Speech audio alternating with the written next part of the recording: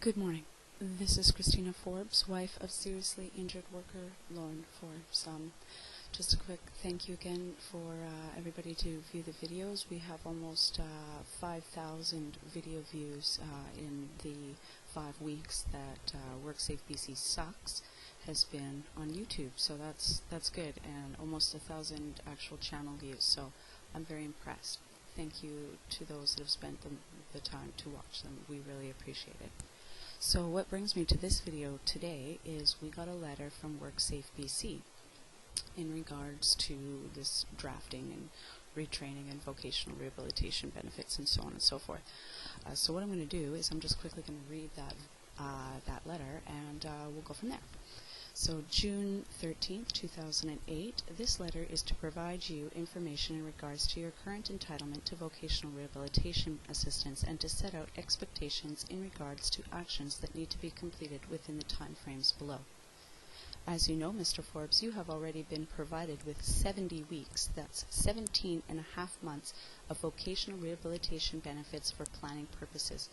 For your information, this length of time is well beyond the normal time frame for sponsorship for clients to develop a suitable return-to-work plan in conjunction with their vocational rehabilitation consultant. Currently, an extension of vocational rehabilitation allowances has been approved from May 28th to July 27th, 2008. It is my expectation that a suitable return-to-work plan will be in place and approved by July 27th, 2008. I have received a message from you that you have completed the English portion of the academic assessment at North Island College and that you will be completing the math assessment next. In order to assist your upgrading requirements, I need to obtain the assessment results from North Island College as soon as possible. Previous vocational rehabilitation consultants have determined that the occupation of AutoCAD is suitable for your post-injury.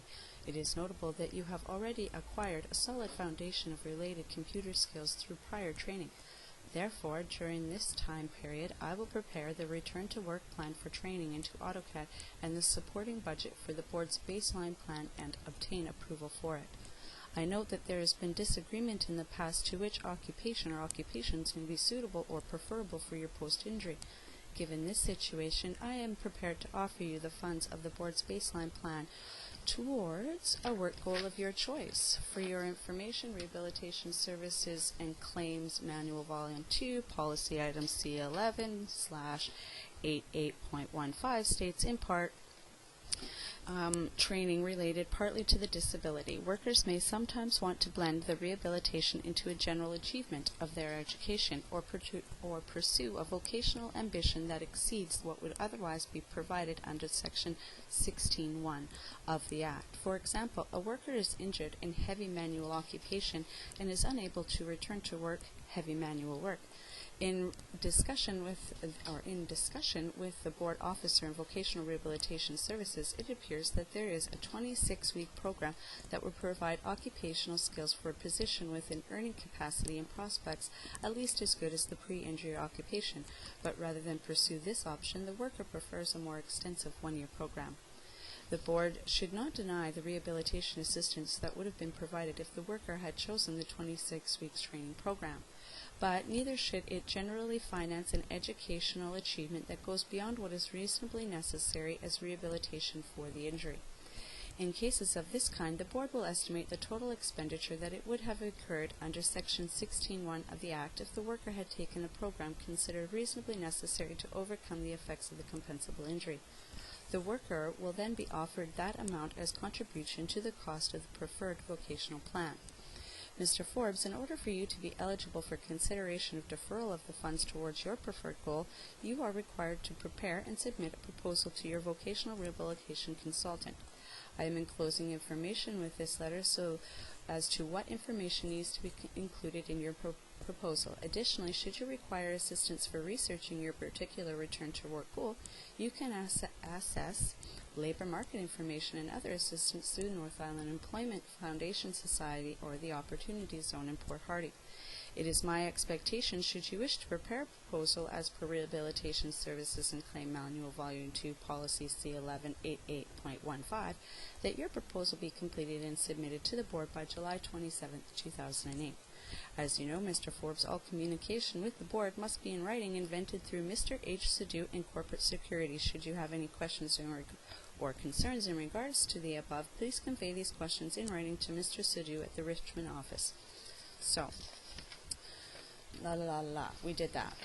So, to start at the beginning of the letter, 70 weeks of vocational rehabilitation planning alone. That's 17 and a half months. Now let's just go through some of the things that vocational rehabilitation officers have tried to get Lauren into. We started off with graphic design, as Lauren had a couple of courses in those, although never completed, in those courses that he did take are quite old, so they're kind of pretty much obsolete. The lady there figured, due to Lauren's pronation and supination problems and the issues that he has with keyboards, writings, and so forth, he wouldn't be worth very much and probably isn't a good occupation for him. So, off with no graphic design. The next ones that they tried was greenhouse management and photo finishing. But greenhouse management, you have to be able to lift over a certain amount of weight, and photo finishing and restoration didn't bring him up to his pre-injury earnings. So those were scratched. The third or fourth one was GIS. That's Global Information Systems, with a wonderful guy named Mike Whitmore out of the North Island College in Campbell River. It was determined by Mike Whitmore and at that time that Lauren was not physically able to do the program. So that was scratched. Now we're trying AutoCAD or drafting with, again, Mike Whitmore at North Island College at Campbell River. So now we're on the fourth thing. Now vocational rehabilitation officers, and he's had a couple over the last 17 months. He's had a few. So these are employment areas that Lauren has tried that have failed, and we've gone on to try other things. So this length of time, as she said, was well beyond the normal time frame for sponsorship. So what do injured workers do? I mean, really, they're continuing to try to gain full employment, pre-injury earnings, so on and so forth. Although Lauren in his claim file does have permanent functional impairments, Sheila was a case doesn't, I guess, feel that they're warranted enough to, either way, they're not an issue. They only acknowledge that Lauren has a 25-pound lift limit. So as far as accepting pronation and supination problems with the screw and stuff in his elbow, apparently those things don't matter. So he's decided that he's going to continue with the drafting, and he's going to work with Linda Weaver out of North Island College. He did actually fully complete the entrance exam sometime before we got this letter. I do believe his last exam was the 6th of June. So Sheila was a case between that time and this, could have done her job and found out with North Island College exactly where Lauren was at. So Lauren ended up going up there last week and finding out exactly his results. So he's got some upgrading and things like that to do, which is, of course, go figure. Given that he's done drywall for the last 18 years and he's got a grade 9 education, so he requires some upgrading. I don't know if WorkSafeBC pays for upgrading. Would like to know. So if anybody knows, please leave a comment so that we maybe got a little bit of information on that. They're going to work with them, to supply some things that he needs to do the course if need be, and so on and so forth. So that's good. That's really good.